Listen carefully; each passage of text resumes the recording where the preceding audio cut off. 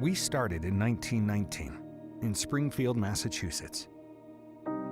An answer to the questions raised by a changing world, where people moving from the farms to the cities lacked the skills and support needed to find their way forward. We endured through the Great Depression. We grew nationally with the expansion of the interstate highway system, and globally with the advent of the jet age. As the economy moved from manufacturing to service, we entered the nation's classrooms. We were one of the first organizations to bring computers into schools and ran global business simulations years before the creation of the World Wide Web.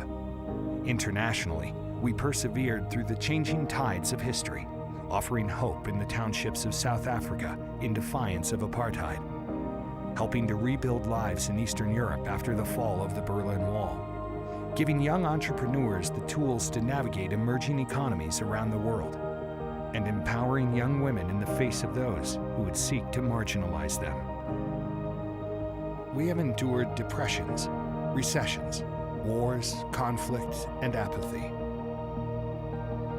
We have reached 100 million people and have helped them become more likely to finish school, earn a degree, start a business, and escape poverty. Our efforts have been lauded by educators, universities, CEOs, and world leaders, and most importantly, by those whose lives we have helped change for the better. Now we begin our next chapter. In 2019, we are turning 100. And while we honor our history, it's important to note that we view it as the foundation for our future. Today, 60% of employers say recent graduates lack basic job skills. 90% of businesses fail in the first 5 years, and 72% of Americans say they struggle with money-related stress.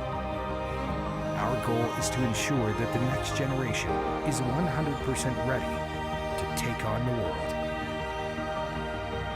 Some may say this is work better left to those that are younger, newer to the scene, more innovative.